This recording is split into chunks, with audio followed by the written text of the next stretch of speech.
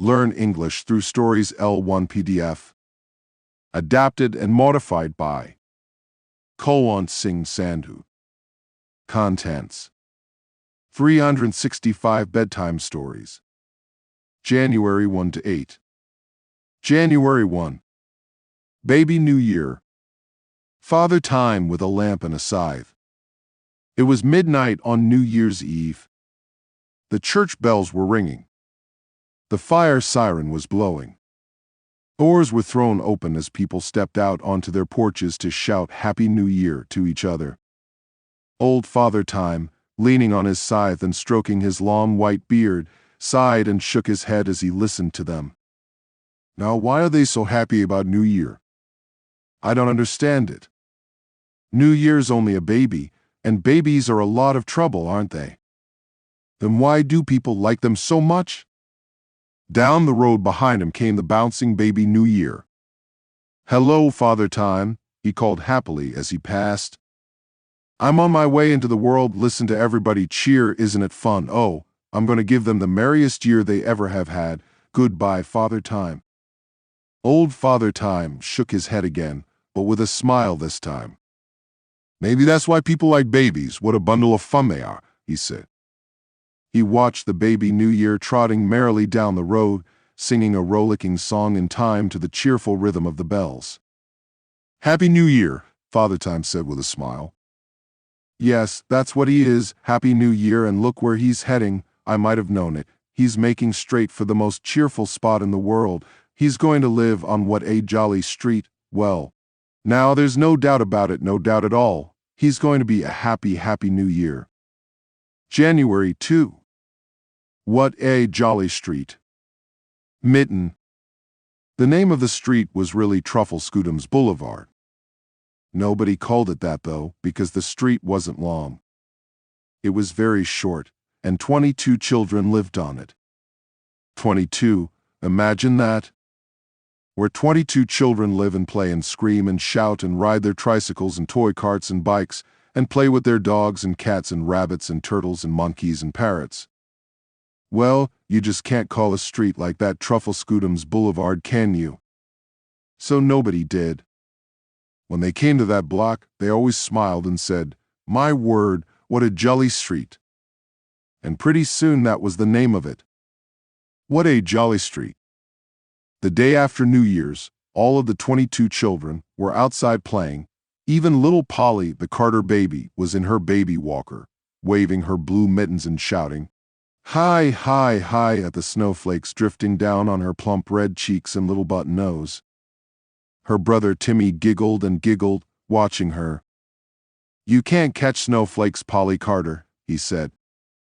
But I can. Watch me, Polly, watch me. Timmy bounced up and down, flapping his arms like a little red rooster.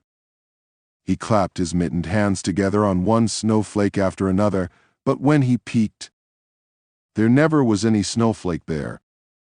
Well, what do you know? I can't catch a snowflake myself. Timmy chuckled. It was such a joke on him that he tipped his head back and laughed out loud, Oh, fuff. Then he shut his mouth very suddenly. Why, I did catch a snowflake, he cried. I caught lots of them. In my mouth. They are cold and they are icy and... January 3. Twin snowmen. Next door to Timmy lived Jack and Jerry Watson.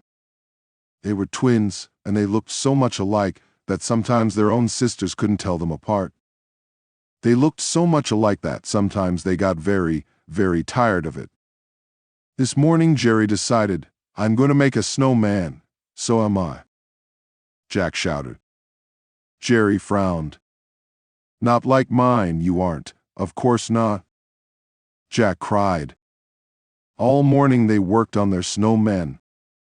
Jack's had straw hair and coal buttons and tree branch arms with stick fingers. Jerry's snowman wore a funny bonnet and a raggedy apron and had broomstick arms. There, the twins said proudly. Guess they don't look alike. In the afternoon it started to snow again. The wind blew hard. Ice pattered against the windows.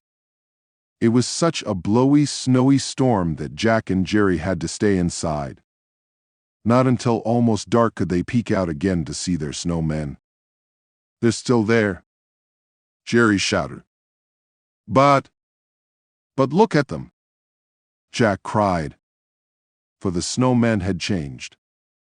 The wind had whipped away the old bonnet and the straw hair, and buried the apron under fresh snow. Snow had hidden the buttons, and piled so thickly on the arms that the boys couldn't tell which were broomstick and which were tree stick. "Why, they're just alike," Jerry cried. "Isn't that something?" Jack grinned. "We made twins." January 4. The north wind. The big blustering bully, North Wind, howled down what a jolly street. He whistled through the Watson yard. "Woo-wee!" he shrieked as he circled the twin snowmen that Jack and Jerry had made. "What's this? Are there really two of you, or am I seeing double? Don't be so noisy," scolded Jerry's snowman. "You give me a headache with all that screaming. You're giving me a headache?" North Wind retorted angrily. "How can I decide which of you is which, or whether there's only one witch? Don't call me a witch," cried Jack's snowman. "I'm a respectable snowman, minding my own business, and that's more than you can say." Why, sputtered North Wind, "you impudent good-for-nothing, I'll blow you down." He puffed out his cheeks and let loose an icy blast that sent snow flying, thick as pea soup fog. "Whoa!" he screamed. But when the snow settled, there stood the two snowmen as solidly as ever. North Wind danced in rage. He howled and stamped and jumped up and down. He huffed and puffed and shrieked and whooped until he was so worn out that he dwindled down to nothing at all. Silence settled over what a jolly street. Windows stopped rattling. The moon came out. "What a nice quiet night," sighed Jerry's snowman happily. "Yes, indeed, there's nothing I like better than a nice quiet night," agreed Jack's snowman. Then, very solemnly, they winked at each other. January 5. Hustle, bustle. Across the street from Timmy lived the Browns. Mike Brown was 2, Peter was almost 6, Mary Lou was 9, and Hustle Bustle was 13. Hustle Bustle was a parrot. First thing every morning, Hustle Bustle opened his cage door with his strong curved beak and climbed to the top of his cage. His long feet held the wires tightly, and his head bobbed this way and that as he looked for company. "Hello, hello," he shouted. If the children weren't up to answer him, he called them just as their mother did at 8 o'clock. "Mary, get up now, Peter, Mary Lou." Sometimes it fooled the children, and they got sleepily out of bed and started to dress way ahead of time. Hustle Bustle liked to pretend he was talking over the telephone. From listening to Mrs. Brown, he had learned a whole string of sounds almost like words. Well, gab goo pilly bo biggledy got," he would say whenever Mrs. Brown sat down at the phone. "Fuddy fop goopity wum wa furdy fay." He always finished very loudly. "Well, goodbye now, goodbye." Sometimes the person talking to Mrs. Brown thought Mrs. Brown was saying goodbye and hung up. "That parrot." Mrs. Brown would complain. "That parrot." Peter and Mary Lou would frown when Hustle Bustle got them up early. "Maybe we ought to sell 'em," Mr. Brown would twinkle. Mrs. Brown and Mary Lou and Peter and little Mike would stare at him round-eyed. "Sell Hustle Bustle? Oh no." Then Hustle Bustle would chatter happily, Well, hello." January 6. 12th day. At the end of what a jolly street lived old Mrs. Apricot. Yes, that was really her name. Mrs. Apricot, and she looked like one too, soft and rosy and plump. Mrs. Apricot was teaching the big girls on what a jolly street to knit. They were all at her house this afternoon, working slowly and carefully on their bright yarn squares. As their needles clicked, Mrs. Apricot said, "Well, today is 12th day. My word, I remember how we used to celebrate it when I was a girl." We had masked parties, games, gifts, 12th day, asked Betty Watson. What's that? The 12th day after Christmas. What they used to call Old Christmas, Mrs. Apricot explained. The eve of 12th day, 12th night, was the night the wise men were supposed to have brought their gifts to the baby Jesus. Ruth Barrett said softly, on the 12th night they came from afar, bearing fine gifts and led by a star. Oh, wouldn't it be nice if we could give some baby a present to celebrate the day? Mary Lou Brown asked. Only we haven't got a baby or a present either. There's little Polly Carter, suggested Susan Ling. And we have these squares, cried Betty Watson. Oh, Mrs. Apricot, couldn't we sew them together somehow? And make a carriage robe for Polly, asked Mrs. Apricot. That's just what they did. Mrs. Apricot crocheted a pretty edging around it, and it was as lovely a blanket as any baby could want. Polly cooed and clapped her fat hands when she saw it, and never guessed that she was helping celebrate 12th day. January 7. Not so easy money. At the other end of what a jolly street from Mrs. Apricot's house lived Paul Smith and his little sister, Ellen, and their big collie dog, Butch. One afternoon Paul came whistling into his yard. "Ain't ya, Butch?" he called. "We're going to the store. I have a quarter to spend." "See? Found it on the street? How's that for easy money?"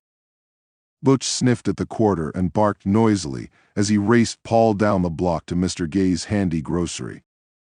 Mr. Gay, I'm a rich man today," Paul sang as he peeked into all of Mr. Gay's counters. Let's see, what should he buy? There were gumdrops and licorice and barber pole candy and gum. There were peanuts too, and fresh doughnuts and frosted rolls, and sweet red apples and bright golden oranges and rich purple plums, and hundreds of cookies. Up and down went Paul, faster and faster. Deciding on something was so hard. Should he buy peanuts and an apple? Candy and gum? Cookies?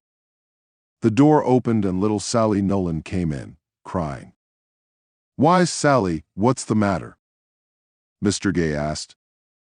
"I'm supposed to buy 1 loaf of BB bread for mother." Sally sobbed. "And I lost the money."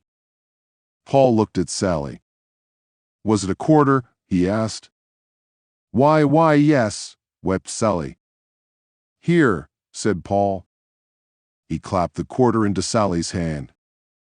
"Here, take it. It must be yours. I found it in the street." He shook his head as he went out with Butch.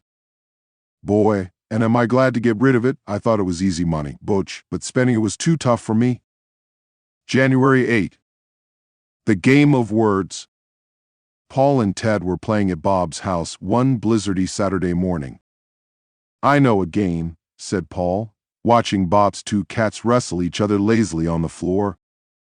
"You take a word like cat and then you think up a word that describes cat, like meowing cat or fighting cat, see? Only first of all, it has to begin with A. The fellow who can't think of any more words is out, and the others go on to B. Sure, I get it," said Ted.